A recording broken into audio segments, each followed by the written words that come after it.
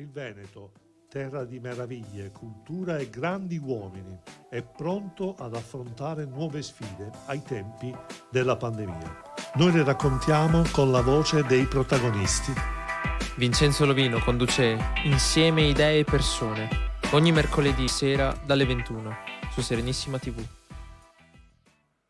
Amici e amiche a casa, benvenuti ad un'altra puntata di Insieme Idee e Persone. 21.00, come sapete, ogni mercoledì siamo qui in diretta canale 15 e ovviamente anche e specialmente sui social, quindi Facebook e YouTube. Facciamo subito vedere il nostro tutorial, ecco qua, quindi se volete andare sulla pagina Insieme Idee e Persone TV, dove è il nostro collettore, dove facciamo convogliare tutte le nostre iniziative, basta collegarsi, entrare, mettere mi piace alla pagina e collegarsi alla diretta. Quindi tutto quello che succede qui in studio, ecco qua, basta cliccare, mi interessa, tutto, ecco qua, magicamente compare il conduttore e gli ospiti, potete fare interventi, scrivere commenti sotto la diretta e tutto quello che succede qua in diretta verrà visto in contemporanea, qualche sfasamento di qualche secondo sui social YouTube e Facebook. Direi che adesso cominciamo con un intervento specialissimo, se possiamo usare questo termine, una dedicata diamo anche noi il nostro contributo a parlare non solo del tema attuale, vaccini sì, vaccini no, e anche il Covid, eccetera, ma parliamo anche di prospettiva, di speranza, di possibilità che le cose possano essere fatte meglio. Lo facciamo molto volentieri con il dottor David Piccolotti, che è responsabile dell'unità operativa semplice di endoscopia urologica dell'ospedale Riuniti di Padova Sud, che è Madre Teresa di Calcutta, anche Schiavonia. Detto anche più comunemente Schiavonia. Benvenuto dottore. Ecco, grazie. Col dottor Davide Piccolotti veramente lo invitiamo volentieri perché a un certo punto quest'estate lei, dottore, è diventato famoso. Facciamo vedere la foto perché Zaia ha parlato di lei, o meglio, eccolo qua, è diventato famoso perché è finito su tutti i giornali, sui social, anche sulla pagina del nostro presidente governatore, perché lei è, diciamo, lo specialista di un nuovo sistema che dà tanta speranza a noi maschietti, perché insomma alla fine il tema ci riguarda da vicino, è il famoso Rezum. Ci vuole un po' spiegare cos'è? Sì, questa è una tecnica che sta prendendo piede da circa 4-5 anni nell'ambiente urologico e praticamente è una nuova metodica che permette, utilizzando il vapore, che sembrava una cosa molto semplice, però c'è dietro una grossa tecnologia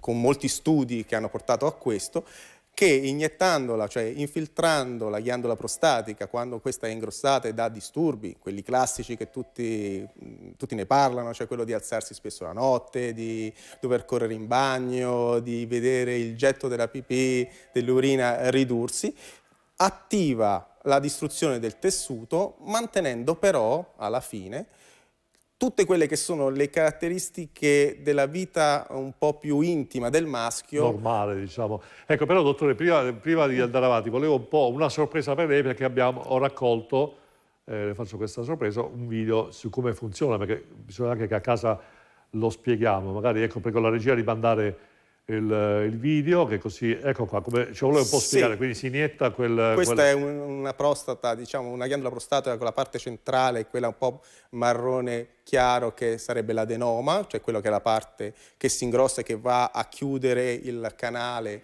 dell'uretra che serve a far uscire l'urina dalla vescica, e questo è un ago speciale che viene manovrato dall'urologo che, perforando la ghiandola in un piccolissimo punto, quindi non c'è insanguinamento niente, fa entrare del vapore acqueo, 103 gradi, per 9 secondi, e questo causa un passaggio di calore che attiva la morte programmata delle cellule, cioè non c'è una distruzione diretta del tessuto, ma piano piano nell'arco di 4, 8, alcune volte 10 settimane, la ghiandola progressivamente tende a diminuire fino al 50% del volume, quindi una percentuale importante di disostruzione. Anche perché, dottore, durante la pandemia, come in tutti gli altri, diciamo, settori, c'è stato un rallentamento degli interventi. Ne facevate, mi aveva detto, insomma, in preparazione della puntata, 1 o 2 al giorno. Invece adesso, grazie anche a questa nuova tecnica, le possibilità di guarire persone sono aumentate di 5-6 volte di più.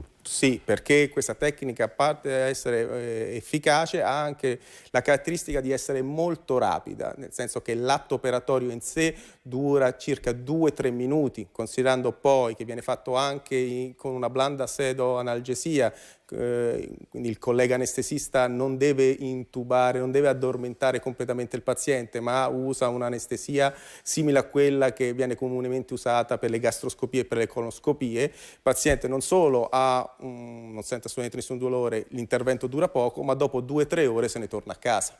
Ecco, quindi abbiamo già parlato dei benefici, ma la cosa più interessante, dottore, è l'aspettativa, perché insomma una delle caratteristiche degli uomini è proprio quella di voler essere, come dire, sentirsi uomini, mi passi il termine. E quindi con questo sistema, invece, contrariamente alla diciamo, tecnologia precedente, all'esperienza precedente, c'è una speranza in più. Sì, diciamo che rispetto alla chirurgia tradizionale, diciamo quella più demolitiva, quindi la resezione endoscopica di prostata, la TURP, o che sia fatta con energia laser, che sia fatta con energia bipolare o con quant'altro, che ha quasi il 90% di scomparsa dell'eiaculazione, cioè si ha un'eiaculazione, si dice retrograda, cioè il seme non viene emesso durante l'orgasmo ma verso il fuori, ma rientra in vescica. Con questa tecnica si raggiunge quasi il 100% di mantenimento dell'eiaculazione, per cui si mantiene quello che è un rispetto per la sessualità maschile, da una parte. Dall'altra si può addirittura fare questo tipo di tecnica a persone che sono ancora in età fertile, perché oramai l'aspettativa di vita è aumentata e ci sono persone che anche in un'età che non sia il classico trentenne, ma anche a 50 anni vogliono avere una gravidanza normale in modo naturale. Però dobbiamo sempre considerare che i disturbi a livello della ghiandola prostatica cominciano verso quella fascia di età che è proprio fra i 50 e i 60, per poi arrivare sempre di più con l'avanzare dell'età, per cui si deve poi bilanciare quello che è la necessità di trattare i disturbi di tipo urinario da quello che è la volontà di molti uomini di poter ancora avere una non solo attività sessuale fisiologica, ma anche quella di poter poi farsi una famiglia. Benissimo, ecco dottore, poi a livello di post-operatorio c'è in day hospital oppure bisogna rimanere in degenza ancora? È un day hospital se non ci sono controindicazioni anestesiologiche. Praticamente il paziente entra la mattina e nel primo pomeriggio torna a casa. C'è da dire, sempre per onestà, che la differenza rispetto alle altre tecniche è che bisogna tenere un po' di più quello che è il catetere. Cosa vuol dire? Vuol dire che normalmente con una tecnica endoscopica demolitiva in cui si distrugge fisicamente subito il tessuto si mantiene il catetere per 24-48 ore che serve a drenare le urine dopo l'intervento. In questo caso, iniettando del vapore dentro una ghiandola che alla fine la gonfiamo più di prima, all'inizio bisogna tenere un po' più il catetere in modo tale che si dia il tempo alle cellule di morire e al vapore di essere riassorbito, altrimenti potrebbe essere difficile che il paziente riesca ad urinare. Però alla fine è ben tollerato, i pazienti neanche se ne accorgono. Ecco, senta dottore, parliamo anche di prevenzione. Lei ha accennato diciamo, agli uomini che vogliono avere ovviamente un figlio in età più avanzata rispetto a quello che succedeva 10-20 anni fa, la vita media si allunga, la popolazione italiana invecchia e lanciamo un appello anche in termini costruttivi. Allora, qui si apre un grosso campo, bisogna logicamente suddividere un pochettino la popolazione per fasce di età. I ragazzi, per esempio, non fanno più la classica visita medica del militare, dove spesso facevamo diagnosi di tante malattie importanti, dal banale varicocele che può dare, che è un ingrossamento delle vene che arrivano al testicolo, che possono creare dei problemi di fertilità, sino a quello che sono patologie molto più gravi come i tumori del testicolo. E quindi questo bisogna cominciare a educare i ragazzi in quella fascia di età all'autopalpazione come fanno le donne per il seno, quindi a sentirsi i testicoli per notare se c'è una differenza di volume, consistenza, forma, fino poi a arrivare agli uomini della fascia compresa fra i 50 in su, in cui lì sì che cominciano invece i primi disturbi, spesso dal punto di vista meramente idraulico, cioè capiamoci quello che è, come dicevo prima, il problema di urinare un po' meno bene. C'è sempre stato un po' di ritrosia da parte di noi uomini ad andare dall'urologo, a differenza di quello che dicono le donne, che vanno più, non dico contente, ma sono più abituate a avere un contatto diretto con il ginecologo. Perché l'uomo mediamente pensa a una visita urologica come qualcosa di profondamente invasivo e un po' umiliante.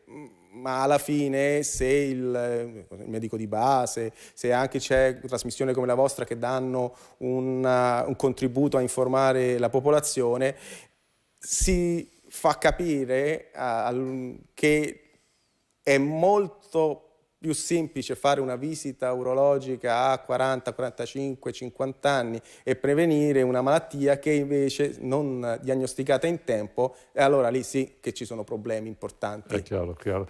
Bene, allora dottore, io la ringrazio veramente, facciamo rivedere la foto del dottore che insomma nel post che ha messo Zaia il 5 luglio, ecco qui, ecco, è diventato alla ribalta della cronaca come esperto di questo macchinario, questa nuova tecnologia, un nuovo metodo di ridurre la prostata e l'ingrossamento della prostata.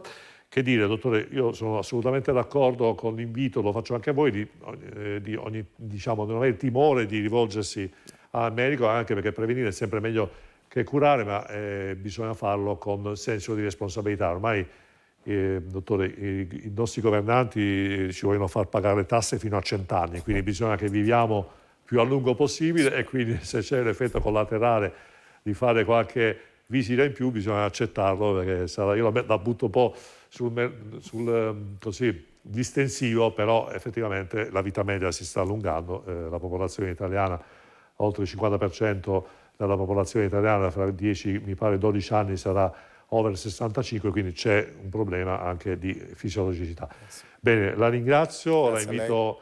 Ecco, la ringrazio anche del contributo suo personale, quello che dà appunto a tutte quelle persone che si rivolgono a lei, che il giorno dopo stanno meglio rispetto alle magari patologie. La invito ovviamente a rimanere in contatto con noi in futuro per eventuali altri successi e anche iniziative che dovessero verificarsi nel suo reparto.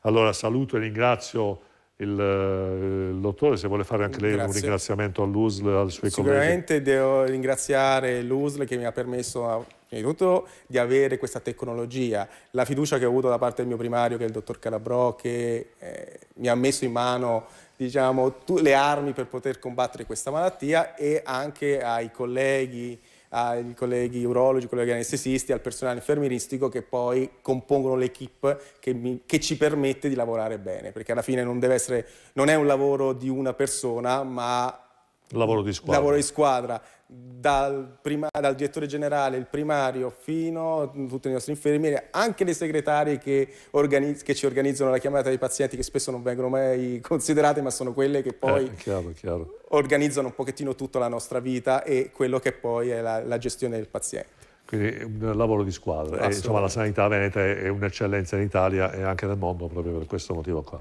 Bene, grazie dottor Davide Piccolotti, ricordiamo responsabile unità operativa semplice di endoscopia urologica, ospedali riuniti Padova Sud, Madre Teresa di Calcutta, semplicemente Schiavonia, nota Schiavonia. Dottore, grazie. E invece noi proseguiamo, sono le 21:13, il nostro talk show entra nel vivo, naturalmente gli ospiti parleremo di molti argomenti di attualità, un collegamento con un altro medico, un giovane che ha lasciato l'Italia e è andato a lavorare all'estero da pochissimo, ci racconta la sua esperienza, il suo vissuto, tante speranze in Italia, invece è dovuto andare all'estero, e naturalmente io aspetto ancora la famosa telefonata del chi è a favore del Green Pass, perché finora tutti contrari, ma voglio sentire anche l'altra campana. Sigla e rimanete con noi, partiamo subitissimo.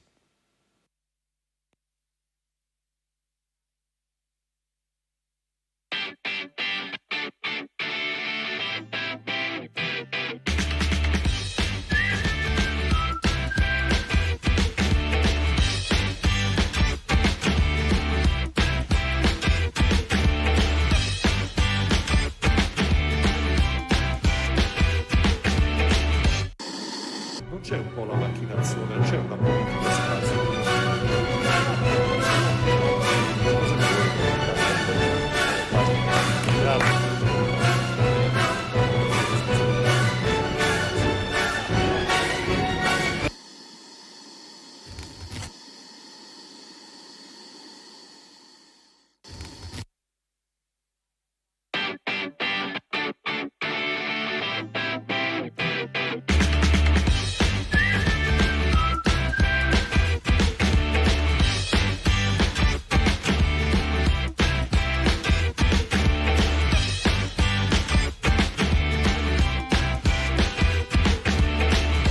Benvenuti a tutti, sono Luigi di Ottica Sportiello.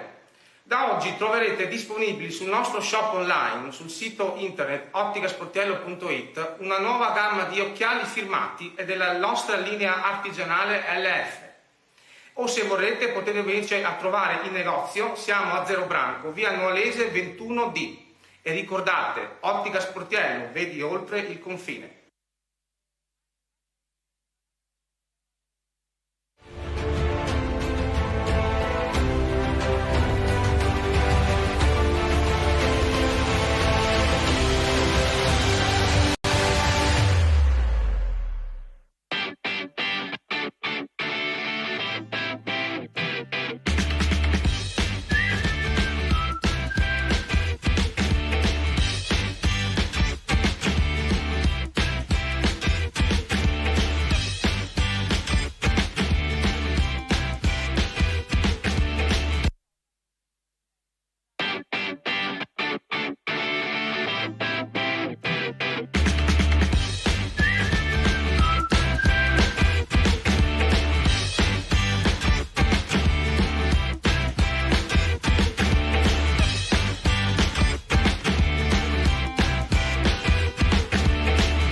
Benvenuti a tutti, sono Luigi di Ottica Sportiello. Da oggi troverete disponibili sul nostro shop online, sul sito internet otticasportiello.it, una nuova gamma di occhiali firmati e della nostra linea artigianale LF. O se vorrete potete venirci a trovare in negozio, siamo a Zero Branco, via Nuolese 21D. E ricordate, Ottica Sportiello, vedi oltre il confine.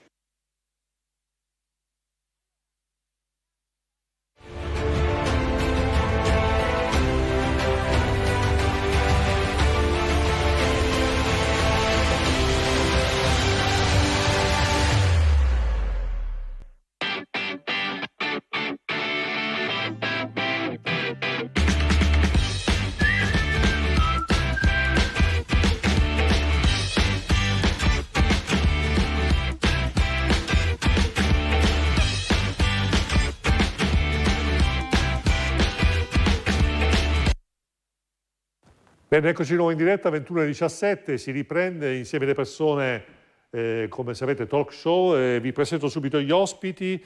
Abbiamo qui con noi in studio Bruno Cacciavillani, responsabile dell'organizzazione Azione Veneto e coordinatore provinciale Azione Padova. Azione, spieghiamo che è Azione di Calenda. Azione perché di Calenda. È giusto Buonasera spiegarlo. a tutti e a tutte, grazie. Poi abbiamo Wanda Perizzale, consigliere comunale Comune di Padova della Lega. Grazie, buonasera a tutti, grazie per l'invito. Bentornata. Alberto Mantovan, che avremo poi in collegamento. Abbiamo poi l'onorevole Eric Pretto della Lega, vediamo se è in collegamento via Skype, eccolo qua. Saluto. Buonasera. Buonasera onorevole. Poi abbiamo la dottoressa Barbara Balanzoni, che in collegamento sarà con noi solo qualche minuto, medico anestesista rianimatore. Buonasera dottoressa. Ci sente? Buonasera. Buonasera dottoressa. E poi da ultimo, ma non per ultimo, qui in studio, Carlo Guglielmo, responsabile seniores di Forza Italia al Bignasio, che è un comune in provincia di Padova. Voi sapete che potete vedere non solo da qua la trasmissione in diretta da Canale 15, ma anche su Facebook e su YouTube, basta andare sulla pagina Insieme e le Persone TV. Volendo potete anche chiamare in studio. Come sapete non ci sono delle domande perfette, ma possono esserci anche interventi, riflessioni, opinioni, purché siano sintetiche per lasciare spazio a tutti. 049 63 11 11 per chi volesse appunto chiamare da casa. Prima di tutto, dottoressa Balanzoni, Ci siamo sentiti qualche mese fa, quando non c'era ancora il vaccino, oppure si parlava del vaccino come gli albori delle chissà quale epica nuova frontiera della medicina italiana. Adesso se la sente di fare come un punto di riflessione su quello che sta succedendo? Sì, allora ho un po' di ritorno. Magari sì, proprio noi la sentiamo benissimo. Ah, ok. Un attimo che cerco di capire. Allora, passo un attimo il Perfetto, va bene. sento Allora, la regia... Ok, mentre sì. Sì, prego. L'altra volta Non sento, era stata... purtroppo non riusciamo a sentire bene. E allora magari ci chiediamo alla regia se possono aiutarci un po' nel collegamento. Rifaccio la stessa domanda alla veterana politica, l'esperienza, la politica per eccellenza, Vanna Pellizzari. Quindi la situazione vede ormai si è creata non più una situazione, come dire, dal punto di vista medico, vaccinati e non vaccinati, ma c'è una vera e propria contrapposizione sociale. Ma in effetti credo che stia proprio accadendo così, perché a parte la volontà di non rendere obbligatorio il vaccino, non rendere obbligatorio il passaporto sanitario, cioè noi abbiamo sempre pensato e abbiamo creduto e continuiamo a credere che la spiegazione, l'informazione detta bene, fatta da persone che la sanno fare, sicuramente avrebbe portato e porterà sicuramente anche a convincere i più recidivi a vaccinarsi. Abbiamo ormai capito che la vaccinazione è l'unico sistema che abbiamo per poter uscire da questa pandemia. Adesso si sta creando proprio una pandemia per i non vaccinati. È una cosa assurda, ma è proprio così. Noi vediamo, adesso abbiamo sentito anche recentemente, anche stasera sentivo i medici dell'ospedale che dicevano che la maggior parte di coloro che vengono ricoverati in terapia intensiva sono persone che non sono vaccinate. Questo dovrebbe far riflettere le persone che ancora oggi manifestano. Fatto salvo il loro diritto di manifestare, per l'amor del cielo, però dobbiamo cercare di convincere questa gente qui che non usciremo mai se non ci vaccineremo tutti, o quantomeno arrivare a vaccinare il 90%. Adesso... Allora, Vanna Pellizzari, se proviamo a risentire, l'argomento ovviamente non finisce qui, lo devo approfondire, però volevo provare a risentire la Malanzoni. Dottoressa, non so se ha sentito l'intervento della Vanna Pellizzari. Ahimè, sì. Ahimè, cioè, ecco, diciamo un po' cosa ne pensa, anche come professionista, come medico. Premesso che ho sempre il ritorno di prima, per cui faccio un po' fatica perché sento la mia voce, però sarò sintetica. Quello che ha detto la signora della Lega semplicemente non corrisponde alla realtà, quindi la pandemia dei non vaccinati a me non risulta, tolto invece il fatto che siamo pieni di persone che sono positive e che sono assolutamente vaccinate, quindi o iniziano a spiegarci come questo sia possibile, oppure dovrebbero comunque andare a valutare se le persone non vaccinate attualmente in ospedale sono affette da ARDS, sono intubate per una polmonite interstiziale hanno una disfunzione multiorgano causata dal SARS-CoV-2 o se invece sono in ospedale per altri motivi, perché visto che si è mentito sui numeri, prima sul piano pandemico, poi sul numero di morti, quindi non avevamo un piano pandemico ma abbiamo detto che c'era, poi abbiamo detto che i morti causati dal virus erano 130.000, poi i dati ufficiali ci hanno detto che erano poco meno di 4.000. Poi abbiamo un vaccino che è costruito sul modello di una spike di Wuhan del 2019 che non circola più perché ci sono solamente le varianti e predomina la Delta. E poi ci sono tutta una serie di effetti collaterali scritti in scheda tecnica.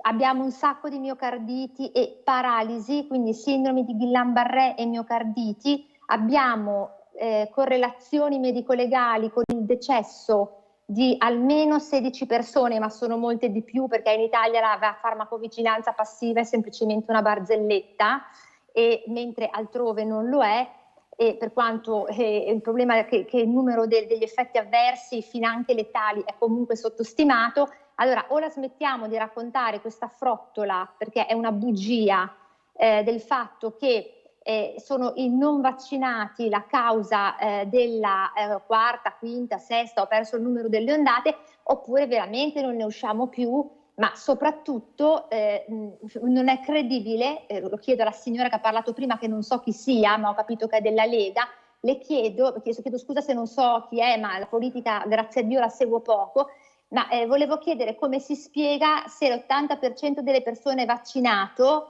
il delta del 10% che arriverebbe al 90% di persone vaccinate, come può spiegare l'uscita dalla pandemia, perché da un punto di vista numerico il dato mi sembra grottesco, cioè con l'80% di vaccinati siamo dentro la pandemia, con il 90% saremmo fuori. Se ci può illuminare su come ha fatto questo calcolo e come io vorrei anche sapere chi sono i vostri consiglieri, perché io non do la colpa ai politici poverini, cioè poverini fino a un certo punto, perché se i politici continuano a raccontare balle è perché qualcuno gliele sta raccontando tra di noi, tra la mia categoria, immagino. Per cui siccome io continuo a leggere di medici che si raccontano tra di loro gli effetti collaterali devastanti, subiti anche da loro stessi, ma non li segnalano all'AIFA, mi sto chiedendo anche l'analisi, dopo che è uscito tante puntate di report, dopo che si è visto l'OMS, quello che ha combinato, dopo che abbiamo visto tutti i conflitti di interessi non dichiarati dei vari virologi da salotto, io vorrei sapere questi politici da chi si fanno consigliare, perché a parte che servirebbe il comune buonsenso per capire che la storiella dell'80% e del 90% non regge, a parte che basterebbe il comune buonsenso per capire che l'immunità di gregge su un virus RNA che muta continuamente non si può raggiungere, a parte che anche persone che, oddio, santi non sono, come Fauci, ci ha detto già da alcuni mesi che la carica virale dei vaccinati e non vaccinati è identica, a parte il fatto che ha documentato che le persone vaccinate hanno avuto reazioni avverse dovute alla presenza di anticorpi già presenti nel sangue che li hanno portati a morte, a parte il fatto che è morta Camilla Canepa per una trombosi cerebrale e a parte il fatto che ogni giorno muoiono degli adolescenti e non capiamo il perché, io vorrei capire se la politica vuole pensare di continuare a raccontare ancora queste bugie col 90% saremo fuori dalla pandemia, però con quali argomentazioni? Ecco, perché è imbarazzante da ascoltare. Poi io posso anche scollegarmi. Nel frattempo, per quanto mi riguarda, ho finito. No, volevo solo fare un'ultima domanda, poi so che lei ha impegni già programmati, però volevo chiedere una cosa. Ecco, adesso arriviamo. L'ultima cosa volevo chiedere, mi sembra Cassandra, a proposito però, del insomma, vaccino, se lei... Scusi, Cassandra è la letteratura internazionale, signora, non è Cassandra. È la letteratura Lancet. Dottoressa, lasci per... Ti aggiorni. Ma mi scusi, continuiamo a sentire medici, lei non è il solo medico che può parlare, il solo medico autorevole. Continuiamo a sentire medici che lavorano all'ospedale, che continuano a dire che ci sono i ricoverati perché non sono vaccinati. Ma lei che cosa sta raccontando? Non sono io, lei non è importante se non mi segue e non sa chi sono, non è assolutamente importante. Sappia che si documenti, dottoressa, anche su quello però che dicono i medici dell'ospedale, lei non sarà Dio santo e la Madonna incoronata. No, ci sono delle verità che lei sta nascondendo. Non può dire che sono tutte bugie. Noi viviamo in un Veneto, per grazia di Dio, che è governato da Luca Zaia. Luca Zaia è il miglior governatore che sia stato mai riconosciuto in Italia. Sta raccontando quello che sta accadendo, quindi lei come si permette di contestare tutto questo? In nome di che cosa lei contesta, dottoressa? Tenuto fatto il saldo il fatto che rispetto le idee di chiunque, ma sta facendo veramente del terrorismo. La prego, interrompa la comunicazione, dottor Lovino, interrompa la comunicazione perché lei non ha fatto altro che dare notizie terribili davanti a chi invece dovrebbe vaccinarsi, che la vaccinazione, detta da tutti, è l'unica arma che ci consente di uscire da questa pandemia. Siamo stati chiusi 2 anni, dottoressa, e grazie al vaccino stiamo ritornando alla vita. Ma che cosa sta dicendo? Ma per favore, ma la smetta, dottoressa. Mi può spiegare come mai le persone vaccinate si infettano? Sentiamo Balanzoni, Perizzari, prego. No, vorrei capire che cosa vi dicono i vostri medici sotto ricatto, perché sappiamo che chiunque parli viene poi radiato. Com'è possibile che un vaccinato si infetti nella ricostruzione di Zaia? Ma dottoressa, mi Com'è scusi, possibile? ma cosa sta dicendo? È una domanda. Io apprezzo la sua cultura, la sua bravura, non so neanche chi sia e non mi interessa nemmeno saperlo, come a lei non interessa Neanche a me sapere chi lei, sono. sa? Esatto, ma io non la seguo, lei non segue me, siamo pari. Ecco, comunque Esatto. vorrei che proprio anche stasera, io ho ascoltato proprio quelle che sono, quello che viene detto dai medici, che sono parte integrante delle cure che ci sono in ospedale. E bisogna ascoltare queste persone qua, le persone che sono morte, non possono dire, lei non può dire che era finzione, non era una finzione, dottoressa. Abbiamo chiuso le attività commerciali, stiamo morendo dal punto di vista economico perché siamo stati assaliti dalla pandemia. Ci stiamo curando e ci stiamo curando grazie al vaccino e grazie al vaccino che stiamo ricostruendo la nostra economia. La smetta, dottoressa, per favore, la smetta. Sentiamo, scusi. Allora, mi può spiegare com'è possibile che una persona vaccinata si infetti? No, però Palizzari, facciamo... Non risponde. Sentiamo... Lo sta dicendo, io non rispondo a lei. Ripeta, Balanzoni, Brava. ripeta la domanda. Non mi risponde perché non lo sa. Non ho sentito la domanda. Non ho sentito la domanda, scusa. Ripeta la domanda, l'osservazione. La ripeto per la 100ª volta. Com'è possibile che un vaccinato si infetti? Ma può avere anche delle patologie pregresse, lo hanno spiegato proprio stasera in televisione. Cosa c'entra? Prego? Che si infetti col SARS-CoV-2, signora, non con un'altra. Dottoressa, io non sono un medico, per cui lei che è un medico, si rapporti con i medici dell'ospedale e dica quello che sta dicendo adesso. Si rapporti con i medici dell'ospedale e porti avanti la sua teoria. Ma la smetta. Io non sono un medico, però le riferisco quello che dicono i medici. Senta, Balanzoni, un'altra cosa. Ma dai, basta, Vincenzo. Mi permetta, io voglio capire in questo studio, chi mi può spiegare come mai un vaccino che immunizza, come viene detto dalla televisione, in realtà non impedisce che la persona si contagi. E com'è possibile che persone vaccinate doppia dose siano morte per Covid? Me lo potete spiegare? Sì, no, ecco, facciamo su questa riflessione, dottoressa, le faccio un'altra domanda. A proposito, forse mi ha già risposto e so che dopo lei ha altri impegni, però a proposito del vaccino, quindi lei ritiene che il vaccino sia non adeguato rispetto a combattere il Covid? Ma allora, lo ripeto ancora, abbiamo visto, voglio dire, è proprio notorio, è sotto gli occhi di tutti, a parte il fatto che, anzi, il notorio non lo è perché impediscono di fare i serologici, ma quelle rare volte che è stato permesso fare un serologico perché Dio non voglia che si sappia quanti anticorpi ha una persona, questi anticorpi, o meglio questa protezione, non usiamo la parola anticorpi, scema dopo pochissimo tempo. Già nell'arco di pochi mesi la protezione praticamente torna a livelli bassissimi, non c'è più differenza nella possibilità di contagiarsi tra vaccinati e non vaccinati. Questo dice la letteratura internazionale. Poi l'Italia è quel paese dove i medici che non sono vaccinati, vorrei anche dire giustamente, non possono esercitare perché vengono sospesi, e i medici che hanno delle opinioni che corrispondono a quelle dei più illustri medici mondiali in Italia vengono radiati perché il dissenso non è permesso. Peccato che però i vari medici appecorati, giusto per non avere problemi e riuscire a fare carriera, non riescono a spiegarci come mai una persona fa il vaccino e poi si infetta.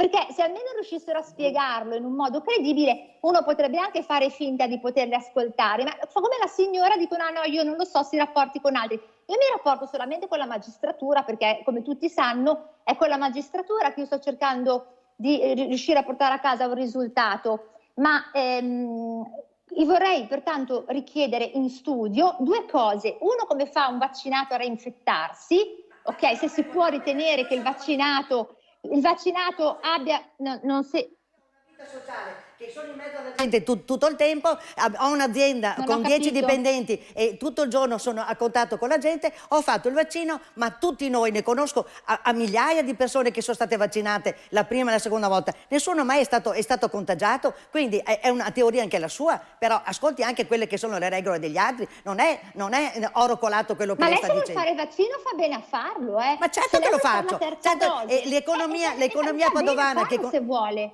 Ma certo, ma io non ho detto Chi che glielo sono... impedisce? Ma io non ho detto, io sono per il rispetto di tutti, però lei non può dire che il vaccino non serve a niente, perché sta dicendo una grande No, io ho detto cattiveria. che chi è no, io ho detto, allora signora, lei bisogna un attimo che però ascolti prima di ripetere le cose.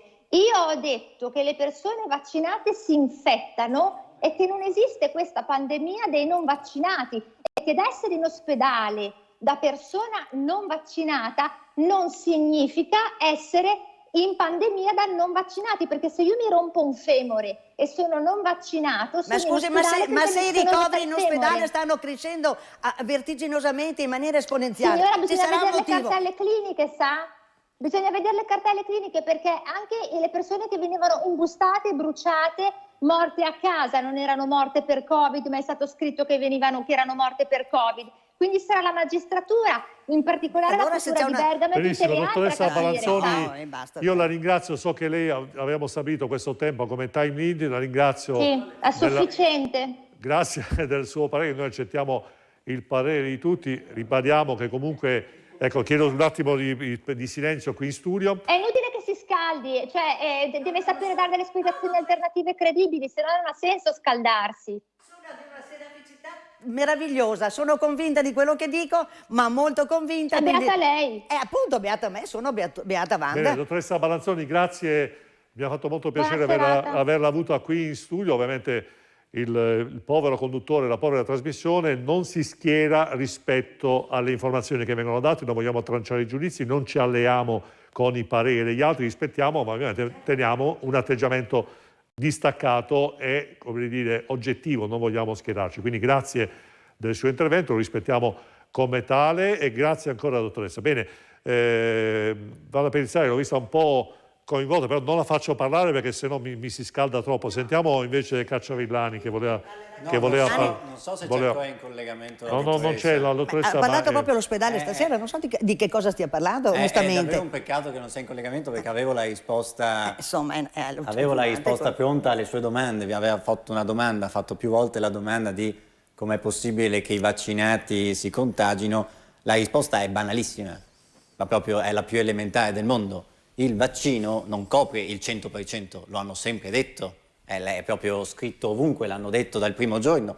La funzione dei vaccini è di coprire il più possibile. Anche Questo le vaccino varianti. che abbiamo adesso copre 90, 92, 88, insomma, Anche a seconda le dei vari varianti. vaccini, anche le Ah, varianti. però la dottoressa ha detto una cosa che comunque mantenetevi dietro il collegamento anche con l'onorevole Eric Pretto perché voglio sentirlo La subito. dottoressa ha detto tantissime cose che non No, stanno ha nei detto, suoi ma io testi. ho detto anche una non cosa puoi dire interessante, questo, cioè dai. che Tu non comunque puoi dirlo, ma io sì lo posso dire, però. ha detto anche una cosa che diciamo molto condivisa, cioè che l'efficacia del vaccino perde la percentuale di copertura, no? Ecco, Ma è per questo che facciamo la seconda e la terza dose. diciamo, Ma guardi nel che su tempo. questa cosa qua, No, però c'è gente che va col Green Pass dicendo io sono immune 12 mesi per tutta la vita. Ma- Sentiamo il telefono, una telefonata da casa. Pronto, chi parla? Sì, buonasera, sono Vito da Mestre. Sì, prego. Stupisce la domanda che faceva la dottoressa in merito, mi deve spiegare perché i vaccinati possono morire ugualmente.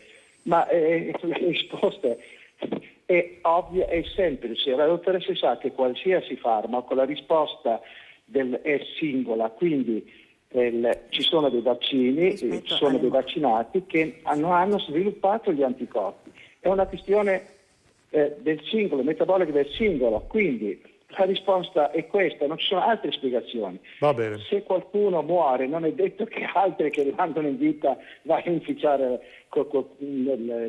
questo discorso. Perfetto, no, diciamo, benissimo, grazie Vito Lamessa, però è anche vero che forse la dottoressa diceva qualcosa di più approfondito, cioè dell'uso che si fa di queste informazioni certe volte lei ha dato un delle po' informazioni troppo terribili, enfatizzate, però, un po' troppo portate avanti e su questo mi sento di dire anche un po' la mia, cioè ne abbiamo detto anche in altre trasmissioni, ripeto, io rispetto a quello che ha detto la dottoressa Balanzoni, anch'io non rispetto le sue, ma lei deve non ci rispettare le mie, metto... però. Non ci metto bocca, non dico né che ha ragione né che ha torto, non mi interessa perché non è questo il motivo. Ecco, però avendo collegato e saluto molto volentieri il rampante, e mi permetta, Alberto Mantovan, coordinatore Forza Italia Giovani Venezia, rimanga collegato perché poi dopo adesso ne parleremo anche della sua situazione, giovane con tantissime aspettative in Italia. E dov'è che vive adesso?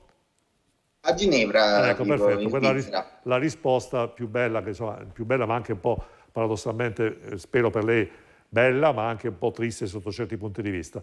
Onorevole Pretto, non l'ho dimenticata, rispetto a questa prima mezz'ora cosa mi vuole dire?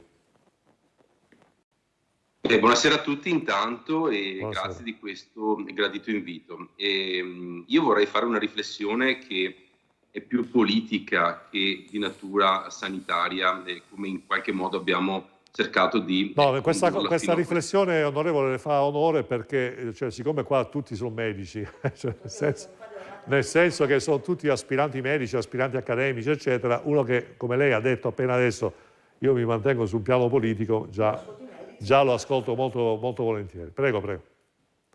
La ringrazio. Vede, io parto da una consapevolezza. Io non sono medico, molte persone, mie colleghe alla Camera dei Deputati, piuttosto che in Parlamento, come anche nei consigli regionali, non sono medici, non sono professionisti del settore, per cui è necessario che tutti quanti noi, per avere un'idea chiara della situazione, ci affidiamo a quelli che sono i professionisti del settore. È la stessa cosa che un buon imprenditore fa quando si affida a dei consulenti, ciascuno per la sua materia specifica, e credo che questa sia una cosa saggia che deve essere sempre fatta. La cosa che mi ha colpito è l'animosità di questa discussione che c'è stata, una animosità che peraltro non mi sorprende perché, ahimè, sono abituato a vederla ormai in tutti i contesti in cui si parla di questo argomento.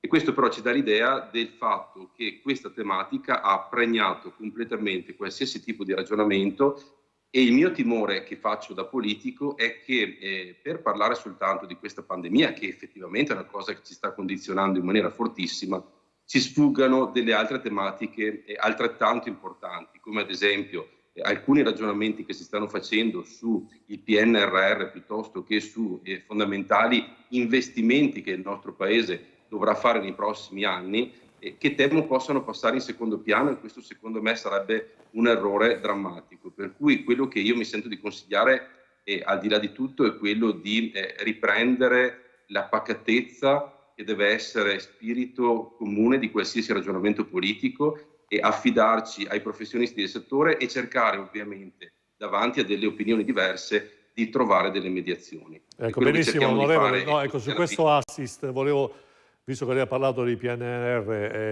e anche ovviamente l'invito è guardiamo più la vita concreta, la testimonianza di Mantovan. Mantovan è venuto qui in trasmissione, ha parlato delle proprie ambizioni universitarie, eccetera, è sicuramente uno fra tanti giovani, dei tantissimi giovani italiani che noi formiamo, educhiamo con lo stile italiano, e poi li sentiamo a Londra, Parigi, New York, Boston, Melbourne e questo caso quindi Ginevra.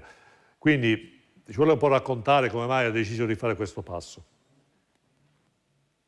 Allora, innanzitutto voglio ringraziarla per lo spazio che dà sempre comunque anche ai giovani politici all'interno della trasmissione. Appunto, l'ultima volta che venni in trasmissione da lei era a febbraio di quest'anno, e ricordo bene di aver parlato appunto di una problematica che viene sempre sottovalutata, che è quella dei giovani all'estero. Lo dissi anche, sono proiettato verso quella prospettiva, però non pensavo così presto, insomma, una serie poi di circostanze hanno fatto sì che, insomma, io mi trovi attualmente all'estero, e all'estero probabilmente ci rimarrò a tempo indefinito, in quanto, la situazione è sicuramente positiva, migliore di una situazione precaria che c'è in Italia per quanto riguarda il punto di vista lavorativo. Però Mantovan, senta, qualcuno rimprovera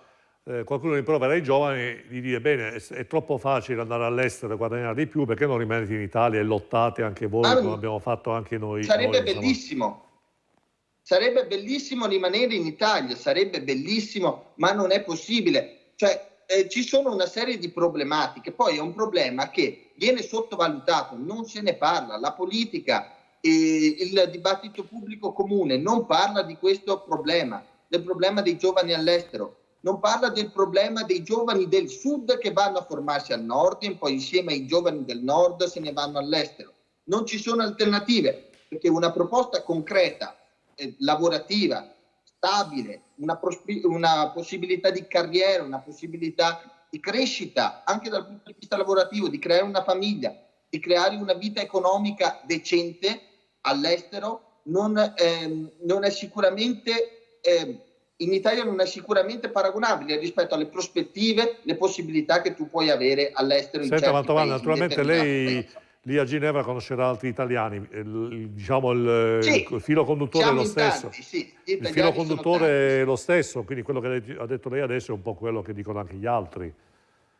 Sì, no, ma la verità, allora, intanto è un problema sottovalutato anche nei dati, perché i dati che noi abbiamo per quanto riguarda i giovani all'estero sono sicuramente incompleti. Però prendiamo i dati, quelli che abbiamo ufficiali. Quelli che sono ufficiali vengono dal MAECI, dal Ministero degli Affari Esteri e della Cooperazione Internazionale, e vengono dall'AIRE, che è l'anagrafe italiana dei residenti all'estero. Questi dati sono incompleti per due motivi. Uno, l'anagrafe è in capo ai comuni e non sempre si riesce ad agire in modo efficiente, a capire quanti sono. E poi soprattutto c'è un lasso di tempo per l'iscrizione all'AIRE, ci sono degli svantaggi se ti iscrivi all'AIRE, come ovviamente ci sono anche dei vantaggi, ma dei grossi svantaggi soprattutto per quanto riguarda il punto di vista sanitario, che ovviamente portano a ritardare. Quindi sono molti di più, insomma. Di essere all'estero. Molti Questo di più, è un problema burocratico. Va bene, Sì, Mantovano, no, grazie. Grazie, guardi, io purtroppo il tempo va avanti, oggi è stata una giornata un po' movimentata e niente che dire, renda alto l'onore degli italiani all'estero, dispiace che tanti giovani, insomma io poi venuto qua in studio e veramente posso dirlo, insomma, è veramente un bravo ragazzo che come tanti altri, solo che lo posso dire perché la conosco personalmente, però dispiace che poi andiamo a dare valore aggiunto all'estero invece di valorizzare. Io spero sempre di tornare in Italia, ecco, magari ci sarà questa possibilità, spero di tornare in un paese insomma che dia più possibilità ai giovani, però francamente al momento la vedo dura, ma non alziamo le mani, non si sa mai. Bene, magari grazie. in futuro l'Italia chi lo sa, grazie Mantovano del suo intervento. Guglielmo, cosa dire di che Seniores, quando abbiamo fatto la presentazione abbiamo parlato di Seniores. Ecco, sentiamo una telefonata, scusi, su questa riflessione. Salutiamo ancora Mantovano, una telefonata da casa che da un bel po' che sta aspettando. Pronto, chi parla? Pronto, sono Walter, telefono da Verona. Sì, prego. Volevo ritornare sulla dottoressa di prima, la Novax, sì. No mask, non so, qualcosa del genere. Vabbè, perché ha toccato dei punti che, non so, gli avete dato un sacco di spazio per cose che sono anche sapute e riconosciute da tutti fin dall'inizio. Io ho fatto il primo vaccino a maggio dell'anno scorso e quando l'ho fatto l'ho capito io, come l'hanno capito tutti gli italiani, che il vaccino aveva una percentuale nella quale ti dava, diciamo così, una certa garanzia di non prendere il virus. Ecco, questo era intorno dagli 85, 87 al 92, se me ne ricordo. Io stesso, quando sono andato là, che ho cercato, perché mi ero informato, o leggendo i giornali, di scegliere il vaccino, mi ha detto no, guardi, lei oggi si becca questo, e ho fatto il vaccino, punto e basta. Fino adesso sono stato fortunato, io dico solo questo. Il secondo punto, quella dottoressa che sapeva tutto lei, più che fare domande, e penso che se era una dottoressa ha fatto anche le scuole medie, doveva farsi questa domanda lei. Ma come mai prendiamo la nostra regione, Zaia, quando dà le informazioni dice, invita a vaccinarsi perché dice guardate che l'80% che vanno in terapia intensiva, 80 abbondanti anche, sono persone non vaccinate.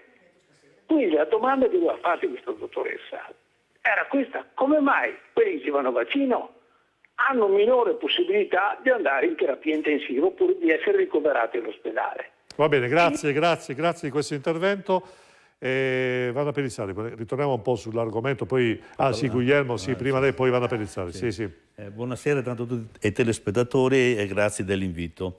Io per parlare di Covid o del Green Pass, chiaramente significa farsi dei nemici o comunque molta antipatia da qualsiasi parte uno si ponga.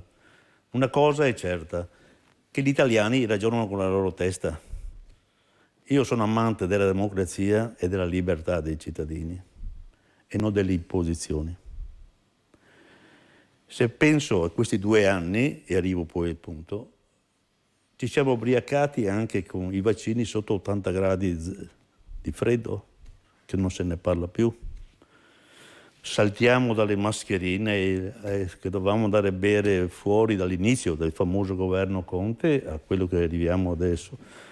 Diciamo che il governo e i poveri governatori non hanno avuto, a mio avviso, le idee molto chiare. O, giustamente, come si è parlato prima, è vero che quando vai a fare una tematica che non è il tuo campo, non c'è la tua esperienza, ti appoggi ad altri, come se hai bisogno di un architetto, se hai bisogno di un dottore, di un professore. È vero, gli amministratori, io l'ho fatto anche io per tanti anni, però spesso sbagliamo anche consulenti e spesso sia le regioni, i comuni hanno dei dolori, anche i ministri soprattutto. Abbiamo un ministro che aveva fatto un libro che era finita la pandemia, quindi ragazzi, cioè, se guardiamo un attimo per arrivare ai giorni d'oggi che ci arrivo, però mi viene anche, e non sto neanche parlando dei giorni d'oggi, a Wuhan sono morti tutti?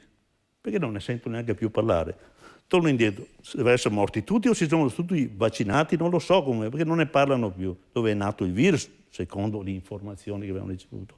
Io cerco di cogliere sempre la mia esperienza di vita e dal momento che sono forse tra me e la Wanda siamo i più anziani qua dentro, senza sbagliare, e dico, e poi alla Wanda le do la notizia, ma ci sono sempre i casi, non è che un caso faccia che tutto succede. Comunque, l'analisi che sia il governo precedente e anche questo sta usando un metodo, secondo me, non convincente, perché il ricatto anche del Green Pass, secondo me, non è un metodo di un paese libero, un paese di libertà. Non è che diciamo addirittura sono cazzate che vengono da alcune persone. Una minoranza ci sarà sempre contro il vaccino o contro qualsiasi cosa, l'abbiamo sempre avuto. La cosa che a me dà fastidio è che questo governo, voluto da un partito che rappresento anch'io, che l'ho rappresentato da molti anni, non abbia ancora espresso una parola, invece di imporsi qualche esponente del mio partito è ancora peggiore agli amici della Lega, per dire della Wanda, nel senso che è un obbligo. Io direi che quando la CGIL o un sindacato va in piazza, ho bisogno di dire che poi arriviamo al punto, va in piazza, dopo 2 o 3 volte vengono convocati. Io non capisco perché non sia un metodo democratico, come l'Italia, che questi sono 5-7 milioni, avranno dei rappresentanti, abbiamo anche un ex esponente che era nelle TV pubbliche, per dire è andato a Trieste, che era qualche giorno fa, è venuto a Padova. Voglio dire, convocateli, vediamo un dialogo, quelli che ci stanno, perché non penso che siano tutti contro il vaccino. C'è chi ha delle paura. C'è anche da aver paura. Perché io non ho mai sentito, per esempio, qui pochi casi dicono, perché i dati, anche il nostro onorevole in diretta parla di dati, si è parlato anche prima, la dottoressa, i dati che andiamo a leggere a volte sconvolgono, non sai se è la verità o se è un qualcosa di diverso. Ho detto che vengono dagli ospedali, vengono dagli enti preposti, ma io a volte se andiamo a leggere uno va contro l'altro, spesso sui dati. Oppure c'è un asterisco che dice ma sì, è morto lì, comunque, non è morto io, scusate, voglio dire, perché questo governo, non posso dire Speranza che non dovrebbe essere al suo posto, ma a mio avviso, sempre dal mio giudizio, dei suoi atti, però incontrare degli esponenti, lo potrebbe fare anche la Lega, visto che è in governo. Sì, tutto chiaro. Zaia stesso dovrebbe, a mio avviso, e anche il presidente dei Friuli dovrebbe avere, perché dentro a chi non si vuole vaccinare ci sono delle bravissime persone, come però quelle sono da... E arrivo dunque... C'è la caccia del consenso. Lancio un po' un messaggio per chi vuole entrare. Io prendo ad esempio che non siamo ancora organizzati a far fronte. Ieri sono andato a Leuganeo, dove fanno i tamponi. Abbiamo un sacco di scuole, anche lì un iter, invito l'onorevole a vedere un attimo, l'iter sanitario di una scuola, stanno a casa 15 giorni per fare un tampone che poi non hanno niente, la classe, escluso quello o l'insegnante, dipende dai casi. Ma com'è possibile che uno rimane a casa con i genitori se dovesse essere positivo e non si interviene il giorno dopo? Non abbiamo neanche le strutture. Io sono stato a Leuganeo, 2 ore per avere un tampone sono andati, bambini, uno attaccato all'altro, 1000 persone. A Bignasego, lo stesso. Si rivolga a Zaia se Zaia non guarderà questo momento. Zaia, dobbiamo mettere mano anche all'organizzazione sanitaria. Non so se hai i mezzi economici per farlo, visto quello che si è speso. Però, se tu mi mandi in fila 200 bambini come era ad Albignasego, uno attaccato all'altro con i genitori sotto la pioggia di ieri, alla mattina. Io, sì. Questo non è dentro un capputtino all'inizio che devi compilare tutti i fogli, non è una prassi, questa, non è far sanità. Ecco, voglio dire, non stiamo qua a condannare chi non vuole vaccinarsi, dobbiamo dare delle spiegazioni anche a chi è una persona a posto che accetta. Chiudo con questo. Stamattina sono andato a un dottore amico mio e che lo trovo e chiudo. Poi rientriamo se è possibile. Si è fatto il terzo vaccino il 5 novembre. Era a casa, chiuso in casa perché ha preso il Covid. Benissimo.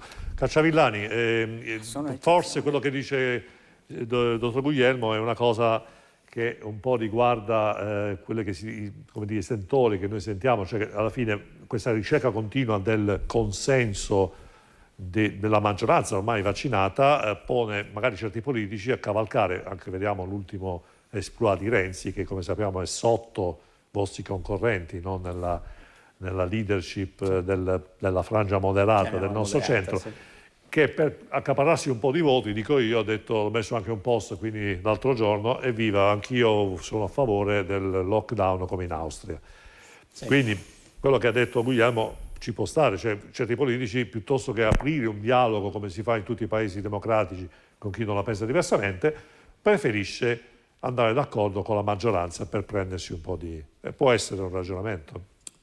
Guardi, secondo me no, cioè nel senso, qui non si tratta di cavalcare la maggioranza, qui si tratta di andare a dire le cose come stanno, cioè... Adesso... Lei dice che non bisogna dialogare con... No, non dico che non bisogna dialogare, ma adesso stiamo dicendo bisognerebbe informare nel modo giusto, bisognerebbe dare i dati nel modo giusto. Tante volte probabilmente alcuni dati, alcune persone, probabilmente a volte sono anche complessi da leggere, sono complessi da capire e i politici, anche noi qua oggi, giornalisti come lei, dovremmo essere i primi a cercare di spiegare queste cose qua. Se diamo spazio di 12 minuti alla dottoressa di prima, che ha detto una fesseria, una dietro l'altra. Cacciavillani, innanzitutto, ha detto una fesseria, una dietro l'altra. In questa trasmissione si dà spazio a tutti. Io l'ho detto anche prima, qui non esistono, almeno nella mia trasmissione, non so le trasmissioni che lei è abituato a frequentare, però qui tutti possono dire la loro. Ma c'è anche un contraddittorio. C'è anche un contraddittorio. No, personalmente non ci sono persone che dicono fesserie e persone che dicono... Ma non è una questione di personalmente. Vuol dire, rimane ma sempre non è una estraneo alle... Prego. Rovino, non è una questione di personalmente... Cioè non è che io personalmente dico che lei ha detto delle fesserie. Ci sono dei dati inconfutabili. Tra l'altro anche i telespettatori che hanno chiamato oggi erano della mia stessa idea. Ci sono dei dati inconfutabili, incontrastabili, che vanno contro quello che ha detto la dottoressa lì. Ed era bello anche spiegarli, infatti l'avrei voluto anche spiegare. La copertura vaccinale che lei diceva, come è già stato spiegato dal telespettatore che ha chiamato, è un dato di tutti i farmaci. Il vaccino, alcuni vaccini coprono il 60, alcuni coprono il 70, alcuni coprono il 90. Quindi alla sua domanda la risposta è semplicemente questa. È così. Dottoressa, ci sono alcuni vaccini coprono che anche alcuni ammalati di vaccino si coprono. Le faccio un esempio. Può succedere che se adesso tutti gli italiani si vaccinassero, tutti quanti, tutti, proprio tutti, chi andrebbe in ospedale per il Covid? Solo i vaccinati, ovviamente. Ci sarebbe solo quella piccola parte di percentuale che il vaccino non copre e quindi mi immagino già i titoli, tutti i ricoveri di ospedale sono di vaccinati. È statistica. Se siamo tutti vaccinati, quel 7-8% che si prende il Covid in forma lieve in forma lieve, ricordiamoci che chi prende il Covid da vaccinato molto difficilmente muore, che è quello il problema principale della pandemia. Una telefonata da casa, Vanna Pellizzari, si prepari la risposta. Vediamo chi parla. Pronto? Pronto? Salve, buonasera, Antonio Cesar, provincia di Venezia. Sì, prego. Sì, niente. Io vado via, anch'io ho 57 anni, me ne vado all'estero per lavorare, perché se mi affido alla grande economia del Veneto, ormai dico sta gente qua, perché non ne puoi più, o prima se sei in bicicletta, o se sei distante, o se sei qua. All'estero spedisco un CV 3 giorni e ti prendono a lavorare. Qua sul Grande Veneto 6 euro all'ora se va bene, se sei fortunato. Cioè, quindi è una decina d'anni che tra anziani a casa, oppure me ne sto a casa, una pista, non voglio piangere, però una pista non siamo sintetici perché sennò passa il tempo. Prego, se vuol fare la domanda. Vita sociale zero, no? Quindi io dico, solo per andare all'estero forse mi devo vaccinare, forse, no? 57 anni me ne vado all'estero, forse mi devo vaccinare per andare via, quello lo faccio sì. Ma se fosse per star qua, dovete mettervi d'accordo tra medici. Se ci sono effetti collaterali, la scienza deve parlarsi e dire ci sono effetti, non ci sono effetti. Io non mi posso vaccinare, magari metterci la pelle o da ammalarmi. Benissimo, grazie il nostro amico da Venezia.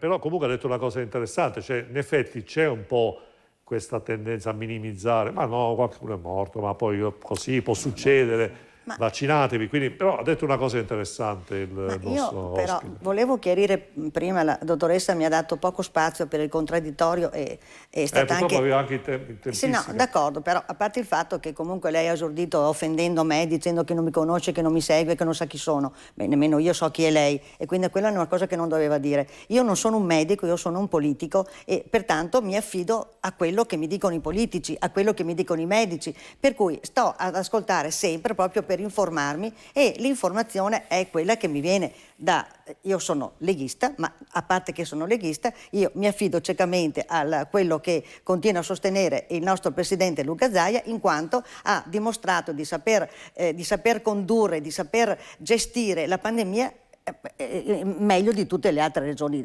d'Italia, per cui io sto a quello che dice, non è per la sedia o per non la sedia, per un posto in più, per qualche voto in più, nessuno ha bisogno di voti qua, stiamo parlando di salute. Allora viene detto che l'abbiamo provata la pandemia, l'abbiamo provata il lockdown, abbiamo provato a non uscire di casa, abbiamo provato 2 anni in cui l'economia è caduta sotto zero, abbiamo provato a cominciare a vaccinarci e piano piano la gente che si è vaccinata ha cominciato a lavorare. Io stesso ho cominciato a lavorare, i miei dipendenti stessi hanno cominciato a lavorare, ma ce ne sono migliaia di persone che si sono vaccinate e hanno potuto lavorare. Certo c'è quella piccola percentuale, io non ho detto tutto quello che io dico. Ma vuole dare spazio a queste persone? Certo, ma chi non glielo dà, dottor Lovino? No, ma scusa, fammi finire però, perché se mi interrompi non arrivo alla conclusione. Allora, nessuno non ha dato spazio, tant'è che loro continuano a manifestare. Noi abbiamo sempre detto che la manifestazione è un atto dovuto a chi vuole manifestare, però è chiaro che stanno manifestando togliendo lavoro a chi invece deve lavorare, ed è per questo che noi ci ribelliamo. Cioè, se per 2 anni noi non abbiamo lavorato e che per adesso incominciamo pianino a leccarci le ferite, tu non puoi, hai il diritto di manifestare, ma dove finisce il tuo diritto a manifestare? Finisce dove tu ledi il mio diritto di lavorare. Solo questo che noi contestiamo. Allora, contestare è legittimo, nessuno gliel'ha mai negato, ma mai nessuno, nemmeno il presidente Zaia. Però forse Guglielmo diceva un'altra cosa, cioè che queste persone non vengono neanche ricevute, per dire, ci sono... Diciamo, ma che cosa? Ma sono persone che abbiamo visto che ci sono stati anche degli infiltrati, non sono solo Vabbè, lasciamo stare gli infiltrati. Ecco. Ma allora sono poche persone, ma è quello che noi continuiamo a dire, non esiste l'obbligatorietà, noi non dobbiamo obbligare nessuno di noi è stato obbligato. Io ricordo che quando ero piccola, che andavamo a scuola, 9 vaccini fanno i nostri bambini. 9 vaccini, l'antipolio, l'antiqui, l'antilì, l'antisù, l'antisù. Certo, io mi faccio 3 vaccini. Non è che io vado a mangiare un risotto alla milanese, vado a farmi un vaccino, perché penso che il vaccino sia lo strumento che in questo momento mi garantisce la libertà. Al 90%, come dice il mio collega, al 90% spero di essere fortunati di non beccare il 10% che manca al 100%. E comunque non muoio. Ecco, e comunque non muoio. Ecco, questo che voglio dire. Ci si ammala, sì, ma non ci sono i morti che ci sono stati. La dottoressa non so a che cosa si riferisse, ma i morti ci sono stati. Dottor Lovino, per onore a coloro che hanno perso la vita, lo dobbiamo dire. Magari qualcuno avrà avuto anche delle patologie per cui è morto più facilmente, ma ce ne sono stati migliaia e migliaia e migliaia di morti. Ora morti ce ne sono sempre troppi, anche uno solo è troppo, però stiamo, se per caso veniamo infettati, come diceva giustamente il mio collega, c'è la copertura del 90%, l'altro 10% se sei sfortunato, anche se vai per strada prendi un vaso di terra in testa, quindi c'è questa possibilità. Non ho detto che siamo coperti al 100%, però questa copertura semi-totale ci consente di andare a lavorare. Abbiamo ripreso a lavorare, abbiamo ripreso a far entrare la gente nei negozi, abbiamo ripreso ad aprire i supermercati, abbiamo ripreso ad aprire le attività produttive, dottor Lovino. Prima no, non si poteva. E i miei dipendenti, io non li ho costretti, di loro spontanea volontà, sì, e quando vengono i camion che arrivano dall'estero, gli autisti, sono tutti vaccinati. La prima cosa che fanno, senza che noi glielo chiediamo, il Green Pass, che diciamo no, non importa, ci fidiamo. Hai capito? Per cui questo volevo dire alla dottoressa che non mi ha permesso di spiegare. Benissimo, allora lanciamo un piccolo stacchetto pubblicitario, rimanete con noi, mi spiace per l'attesa delle telefonate, cercheremo di accontentare un po' tutti, a fra pochissimo.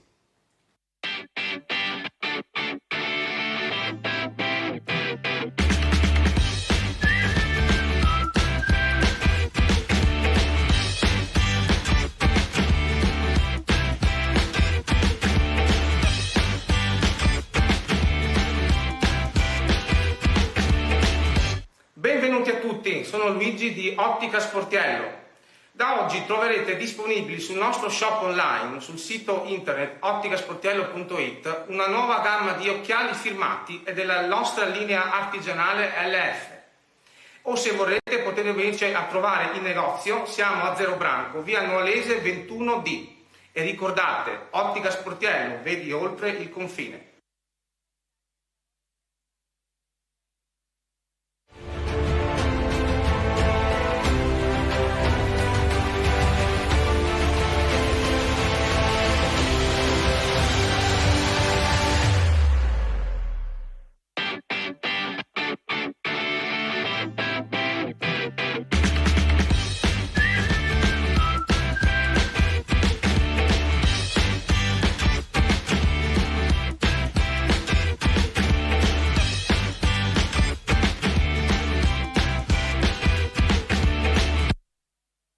Facevo in diretta 22.06, vi sentiamo la telefonata da casa, pronto? Sì, pronto, buonasera, mi sentite? Sì, chi parla?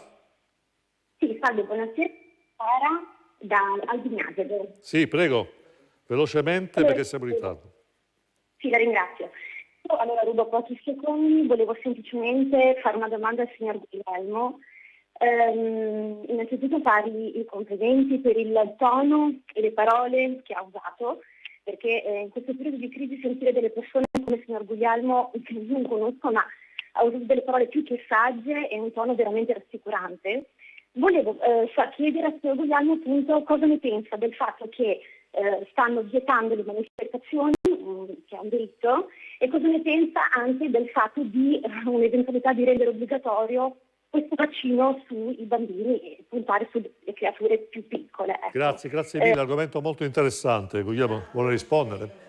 E che non sì, praticamente dice come mai queste persone non hanno rappresentanza, non possono manifestare, e il vaccino, l'obbligatorietà del vaccino e del vaccino ai bambini, perché qui in effetti bisogna, i giornali sì, però vanno a pensare, bisogna raccogliere sempre le informazioni in maniera. Allora, in Italia funziona così: prima lo dice al bar, poi si viene messo un trafiletto piccolo così, e poi dopo si parla e poi diventa legge. No, così funziona in Italia. Sì. Già si comincia a parlare del 90%, non perché fino a 2 mesi fa era 80%, adesso non abbiamo superato, adesso si parla del 90% di tutta la popolazione. Allora quindi prima anche dei bambini.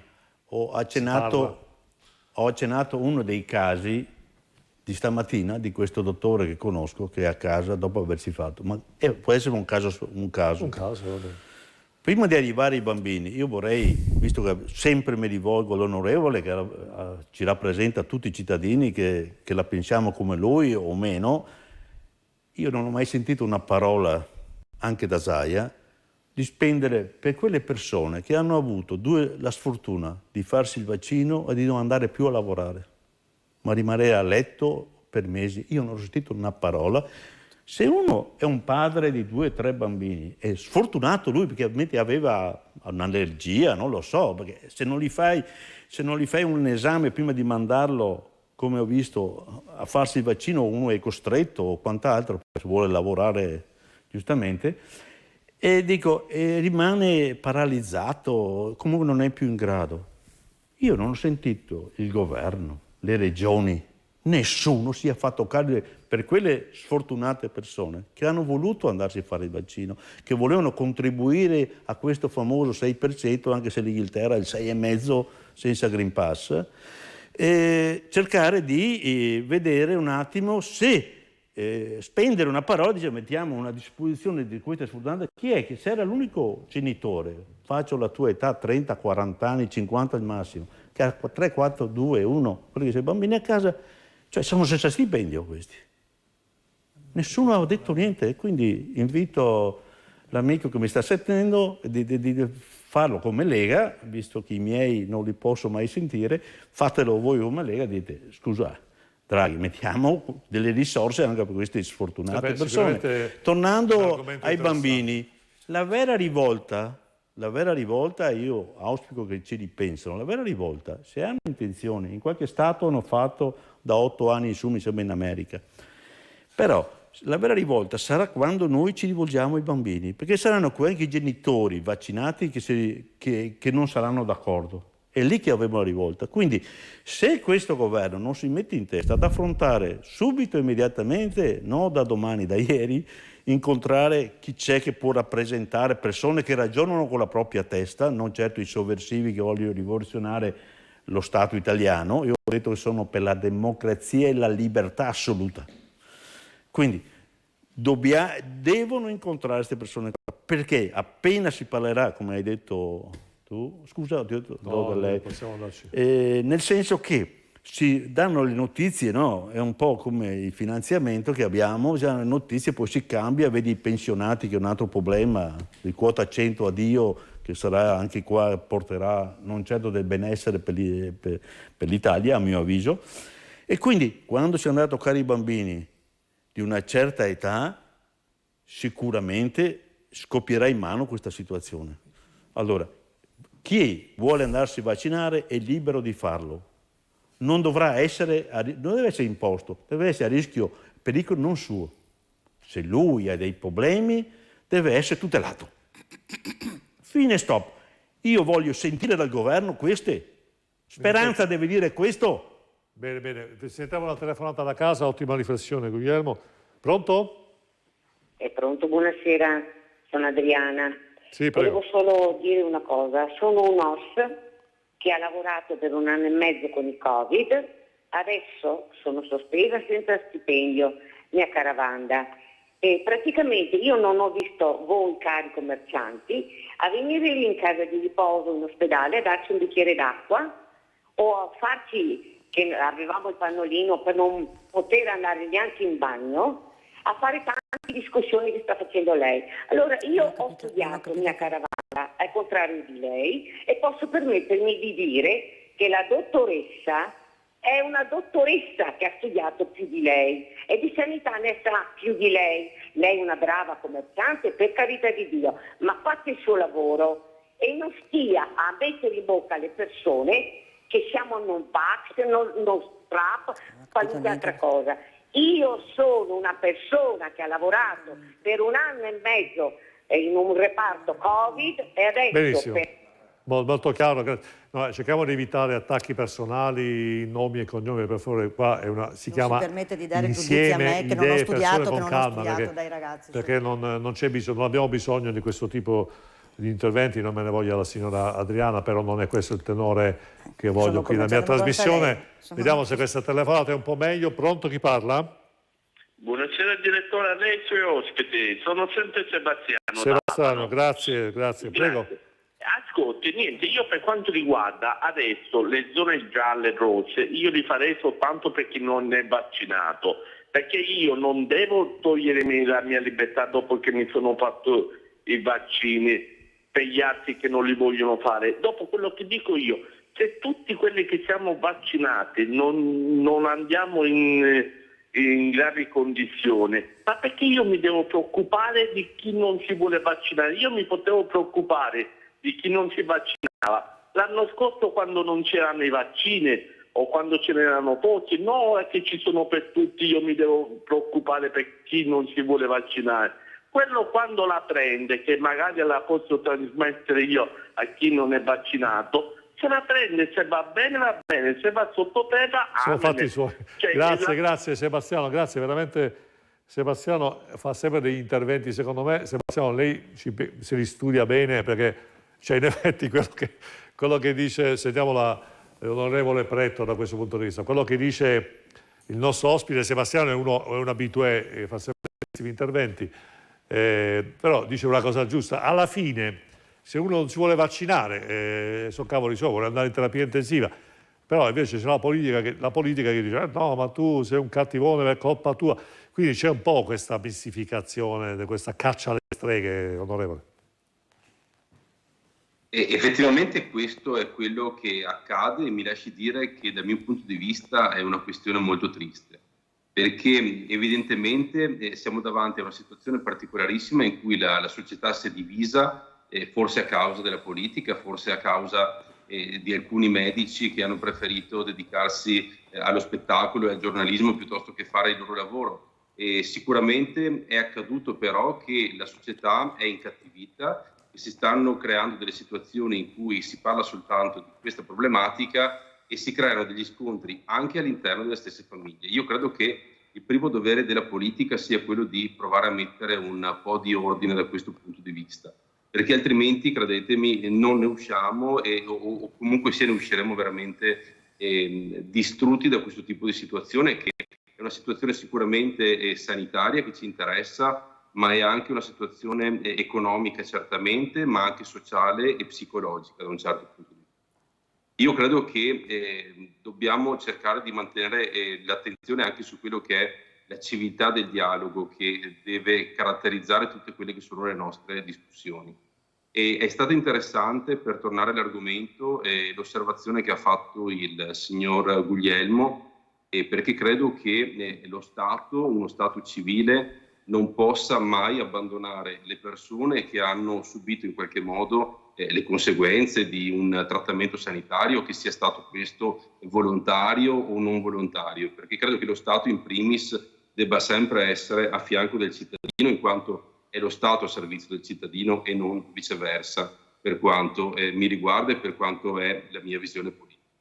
E io credo che, ricapitolando anche quello che è stato il concetto che ha espresso la signora che ha telefonato successivamente, che appunto diceva di essere stata OS all'interno di un centro medico, sicuramente noi dovremmo fare delle riflessioni anche su quelle che sono state delle determinazioni che sono state prese a livello politico, probabilmente anche in conseguenza di una crisi che abbiamo vissuto anche decisionale nel momento in cui ci siamo trovati ad affrontare con urgenza un problema gravoso. È certamente improprio che abbiamo definito in tempi passati degli angeli, le persone che all'interno del sistema sanitario si sono dedicate in primis alla cura dei nostri pazienti nei momenti iniziali di questa pandemia, salvo poi lasciarne a casa senza stipendio una parte. Anche queste sono delle problematiche che dobbiamo in qualche modo affrontare e non possiamo, dal mio punto di vista, chiudere in maniera molto semplicistica alcuni ragionamenti, cioè attribuendo sulle persone in qualche modo la responsabilità delle loro scelte, se lo Stato, come in questo momento è, lascia la libertà di vaccinarsi o non vaccinarsi. Ecco, bene, Anna Perizzale, vuole aggiungere qualcosa? È chiaro, appunto, esiste la libertà, è quello che appunto continuiamo a dire, esiste la libertà di scegliere di vaccinarsi o non vaccinarsi, per quello che continuiamo a dire, forse una buona informazione fatta da chi di dovere, che spiegasse veramente bene perché dobbiamo vaccinarsi o perché non dobbiamo vaccinarsi, questo invece è stata fatta una grande confusione e questo è il frutto della grande confusione, però i fatti ci dicono che chi si è vaccinato, come ci è stato consigliato di fare dal nostro governatore, che ci ha detto mettete le mascherine, osservate i distanziamenti e vaccinatevi, ecco, io vedo i frutti di quello che è stato questo invito, cioè vaccinarsi ha fatto sì che moltissime attività abbiano potuto aprire i battenti. Abbiamo visto che chi si vaccina e disgraziatamente viene contagiato, ma che è proprio una piccolissima percentuale, viene contagiato ma non va a finire non va tra gli intubati come era inizialmente. Quindi nella malaugurata idea che qualcuno dovesse prendere per quella mancanza dal 90 al 100% di copertura, prende il Covid in maniera leggera. Ecco, questo voglio dire. Io ho mio nipote che a scuola ha preso il Covid di 14 anni, l'abbiamo tenuto a casa, ha fatto il tampone, tamponati mamma e papà, tutti in quarantena, i miei si sono vaccinati, il piccolo adesso ha gli anticorpi, però gli hanno detto di vaccinarsi, quindi lui si è vaccinato nonostante avesse ha fatto il Covid. Adesso sulla storia dei bambini sono perfettamente d'accordo, prima di incominciare una vaccinazione sui bambini, lì bisogna veramente studiarci sopra, perché è possibile che ci siano delle controindicazioni, noi non lo sappiamo ancora, per cui andrei molto cauta per quanto riguarda la decisione di vaccinare i bambini e sono d'accordo sulla informazione. Sì, e poi fra l'altro non si è fatto, per esempio anche Regione Veneto, e sono state fatte delle campagne di comunicazione sui vaccini nel 2019, 2020-2021 non è stato fatto nulla. Ma quello che continuo a chiedere io, Vero, la libertà, detto in trasmissione sì, la libertà di decisione è fondamentale. Tu vuoi vaccinarti, ti vaccini, non ti vuoi vaccinare, non ti vaccini. Però ti spiego, non farlo se non lo vuoi fare, però ti spiego che se ti vaccini hai una probabilità maggiore di non essere contagiato. Questo, quello che io continuo a dire, forse Guarda, parliamo anche di cure alternative. Un anno fa non avevamo il vaccino, adesso ce l'abbiamo, però stanno nascendo in Germania, in Inghilterra. Lo prenderemo in considerazione. Su questo pillola, però non se ne parla più, non so se è notato. No, anche oggi si è parlato. Sentiamo il discorso dei bambini, se lei è d'accordo, perché oggi si parla, per la prima volta si è parlato del 90% di tutta la popolazione, quindi se prendiamo il 90%, oggi si parla prima era l'80, escluso degli over 12, adesso si parla del 90 degli over 12, poi adesso si parla per la prima volta di 90, i giornalisti ovviamente parlo di giornali, 90% di tutta la popolazione. Col 92%, se non sbaglio, dovremmo essere... Ti lascio parlare, ma ti dico solo questo. Oggi chi va a farsi i tamponi è uno sicuro che il giorno dopo potrebbe prendere il Covid. Però noi vaccinati, diciamo, Wanda, se non vai a farti il tampone, adesso siamo andati a 6 mesi, ma se dura 2 mesi il tuo vaccino, il nostro vaccino, certo. Se non fai il tampone, quando lo sai, fai in tempo di infettare quanta gente? Visto che in tantissimi posti non si usa la mascherina? La mascherina però sentiamo Cacciavillani, Guglielmo, sentiamo. Guardi, prima la collega Wanda ha citato alcuni dei vaccini che si fanno sempre quando siamo piccoli.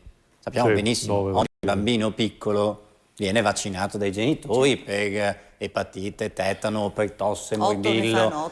Penso che anche all'epoca, quando questi vaccini si è detto diamoli ai bambini, fosse stato uno studio dietro, no? Cioè c'è la consapevolezza di dire diamo ai bambini qualcosa che è stato studiato, che si dà in quella fascia d'età, perché sappiamo che alcuni devi darli entro alcuni mesi, eccetera, eccetera. Quindi questo auspicio che fa Wanda di dire speriamo che quando venga dato il vaccino ai bambini sia stato studiato, penso che è esattamente quello che si sta facendo. Cioè non penso che dall'oggi al domani il governo si sveglia, Zaia si sveglia in Veneto, il nostro governatore, e dica boh, dai, oggi diamo il vaccino a tutti quelli dai 5 anni in poi. No. Penso che quando si arriverà a prendere una decisione di questo tipo saranno come sempre arrivati tutti i certificati giusti da parte dell'EMA, delle autorità, e a quel punto inizierà la campagna vaccinale, che su quello non è nessuno di noi sta andando in giro a dire andiamo a vaccinare tutti i bambini però se ne senza parla ogni sapere, giorno, senza, sì. vediamo come va. Ma Non se è ne quello parla, che stiamo dicendo. assolutamente. Stiamo dicendo, qualora venisse la notizia che funziona, che è efficace, e ripeto, efficace vuol dire anche con una percentuale non del 100%, il 100% in scienza difficilmente esiste. Difficilmente. È molto probabile che anche con i bambini si dirà che il vaccino con i bambini è efficace all'80% e lì c'è la libertà di un genitore, come c'è sempre, perché puoi anche non fare quello per il morbillo ai bambini. Non è che sei ci sono alcune obbligatorietà. 10 obbligatori. 10 sono obbligatori, infatti ci sono 10. Ci sono alcune obbligatorietà. Erano 12. Ma non mi sembra che Erano 12, cioè, abbiamo perso quelli due per che la stanno strada. protestando in piazza hanno molto probabilmente i figli che hanno fatto 10 vaccini obbligatori. Non lo so, da non quando sono lo bambini. so le mamme come Però la no. penseranno. È un campo minato, secondo me i politici. Non si è capito I politici hanno se è un paura. richiamo la terza dose, perché stanno dicendo guarda che o è un vaccino. Allora, quando fai antitetanica è un richiamo. Allora, è un richiamo o è la stessa dose? No, Vabbè, vabbè. Sentiamo una telefonata da casa. Pronto? L'ultima questa, non c'è più nessuno. Mi spiace. Sì, vai. Questa cosa del richiamo rispetto alla dose in più è una spiegazione scientifica sul tipo di vaccino che è. Il vaccino contro il Covid è un vaccino a mRNA, cioè quelli che hanno una componente. sappiamo. Questi vaccini richiedono una sequenza di un certo tipo. Altri vaccini che abbiamo fatto da piccoli richiedono altre sequenze successive di altro tipo. Quindi insomma, sono sempre ci sono. cose studiate e ripetute da Però gente che ne sa più di noi. per iniziare, lei che ha esperienza di anni di politica, secondo me un politico oggi avventurarsi a dire mamme portate i vostri figli a vaccinare, la vedo un po'. Ma io non ho mai, dura.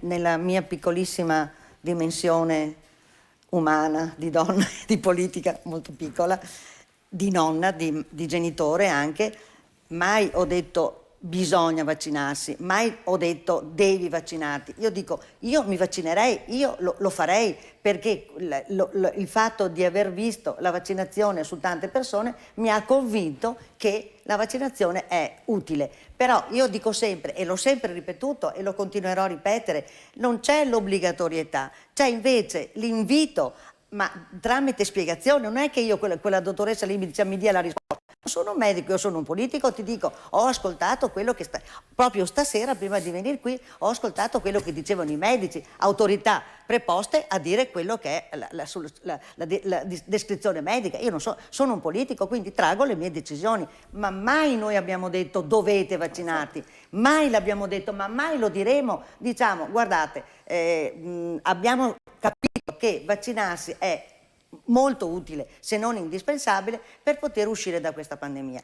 E ti spiego il perché. Ecco, forse questo che io riconosco essere stato carente dal punto di vista politico e dal punto di vista anche medico, la spiegazione una larga spiegazione comprensibile a tutti, forse non è stata data, anzi senza tanto forse, non è stata data la giusta spiegazione, perché molti di quelli che erano refrattari, dopo che si continua a parlare, si continua a dire, si sono vaccinati. Ma che vediamo Bene, sentiamo l'ultimo minuto Guglielmo, poi un minuto allora, anche facendo, se vogliamo, un po' di tornare indietro nei tempi per quanto riguarda marzo 2019. Sì, abbiamo firmato la via della setta. Abbiamo importato il virus, abbiamo importato mascherine di tutti i tipi, respiratori buttati negli ospedali, nei magazzini, e tantissime altre che viene solamente dalla Cina. Chi ha fatto un affare del virus, molto probabilmente ha fatto la Cina, perché ci sta portando materiale a non finire per nostra esigenza. Ti manca solo, diciamo, il vaccino. Questo era per capire un po', un attimo sta andando. Dobbiamo chiudere, Guglielmo. Sentiamo l'onorevole Pretto. Onorevole, un minuto per una conclusione. Mi sente? Guardi, sì, la sento benissimo. Io credo che sia fondamentale partire da momenti di incontro come questi per cercare di fare sintesi. È evidente che nonostante 2 anni di pandemia ci sia ancora molta confusione, è evidente di quanto la popolazione italiana abbia bisogno di tornare a parlare di argomenti anche normali. Per cui quello che auspico io è che prima all'interno delle aule parlamentari, ma poi anche negli studi televisivi piuttosto che nelle piazze, si torni a parlare anche di economia, di società, di tutte quelle situazioni che ci possono in qualche modo avvicinare alla normalità. Ecco, l'abbiamo fatto, onorevole, anche oggi in trasmissione abbiamo fatto venire l'onorevole, cioè il dottor Piccolotti, che comunque per parlare proprio di argomenti, per far capire che la vita non è solo, c'è speranza, c'è possibilità di migliorare, anche tutte le persone silenti, in silenzio, che stanno soffrendo per malattie varie, e a cui non viene dato ascolto perché si parla solo di, non meritano rispetto, però dico solo, fra virgolette, fanno cronaca solo di 50 morti, 60 morti di Covid, ma c'è tanta gente che soffre, che sta male, che vuole essere curata, ed è giusto che anche loro abbiano un po' di spazio. Cacciavilani, proprio 30 secondi se ce la fa. Sì. Velocissimo, solo per dire, in risposta anche a un ultimo intervento qua della collega Wanda, che sì, sicuramente si poteva magari fare meglio per alcune situazioni di spiegazione. Io penso anche che però alcuni bombardamenti mediatici che abbiamo avuto da parte di esponenti che avevano la visione opposta, senza contraddittorio, un po' come parzialmente è avvenuto stasera, possa essere che per alcuni cittadini sia sinonimo di smarrimento. Io voglio comunque concludere ricordandoci che comunque il 90-87% dei nostri cittadini veneti, probabilmente anche grazie a Zaia che ha fatto spesso un'informazione positiva sul vaccino, si sono vaccinati. Quindi ripartiamo da questo 87 per arrivare anche al 90 e oltre. Ringrazio il dottor Davide Piccolotti, responsabile unità operativa semplice endoscopia e urologia ospedali uniti Padova, quindi Schiavonia, Bruno Cacciavinani, responsabile dell'organizzazione Azione Veneto e coordinatore provinciale Azione di Padova, Azione di Calenna, la mitica, posso dirlo, Wanda Pellizzari, consigliere comunale Padova Lega, poi Carlo Guglielmo, responsabile seniores di Forza Italia Albignasico, provincia di Padova, poi l'onorevole, ovviamente mi ha fatto veramente molto piacere riaverla qui in trasmissione, onorevole, sul serio, anche perché poi sposo completamente le sue idee di riapertura verso le cose della vita quotidiana in cui dobbiamo inevitabilmente riappropriarci, l'onorevole Eric Pretto della Lega. Saluto anche Alberto Mantovano, coordinatore Forza Italia Giovani in Venezia, e la dottoressa Barbara Valanzoni, contestatissima qui, vedo anche dagli ospiti, medico anestesista, rianimatore di fama nazionale. E io naturalmente ribadisco il concetto, il presentatore e la trasmissione non c'entrano nulla con le opinioni, qui siamo semplicemente, ovviamente io rispetto le idee degli altri, però non mi schiero assolutamente e ci tengo a ribadirlo. Vi aspetto mercoledì prossimo, insieme delle persone va sempre avanti. Grazie, alla prossima.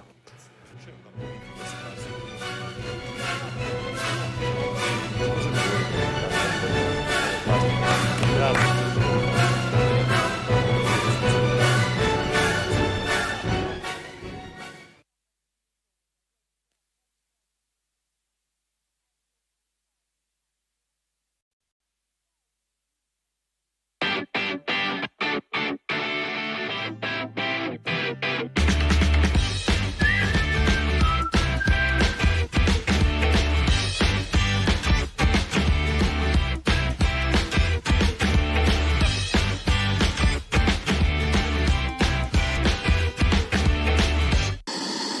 C'è un po' la macchinazione, c'è una politica scarsa.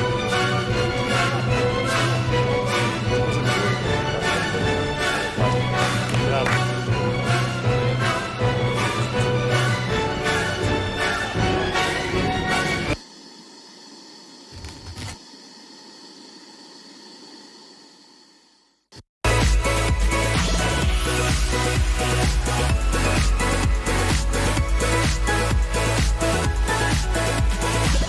I pilastri del nostro corpo sono i piedi. Da Invictus ce ne prendiamo cura. Invictus è il primo e unico centro specializzato del piede. I nostri medici e i nostri professionisti vi accompagneranno passo passo in un percorso di miglioramento della salute e dell'equilibrio posturale e realizzeranno per voi plantari personalizzati per